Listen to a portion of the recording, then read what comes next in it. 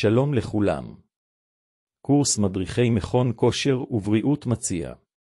תוכנית לימודית מקיפה ומעניינת הכוללת לימודי אנטומיה, תזונה, תרגילים ושיטות אימון, אימון פונקציונלי, פציעות ספורט, הסמכה לאימון קטינים, אימון אוכלוסיות מיוחדות, נשים בהיריון, קשישים, ילדים, בעלי מוגבלויות, אימוני כוח ואימונים אירוביים, אימונים אישיים ועוד. הקורס הוא בפיקוח ובאישור מנהל הספורט בישראל. בסיום הקורס יוענקו למסיימים בהצלחה 4 תעודות. מדריך ומדריכת כושר גופני ובריאות, כולל אימון קטינים, באישור מנהל הספורט. מאמן אישי. מאמן רצועות. מגיש עזרה ראשונה. לחיצה הלשונית מאגר התרגילים תוביל אתכם למבחר גדול של תרגילי כוח, שיסייע לכם להתכונן למבחני ההסמכה בקורס. בהצלחה.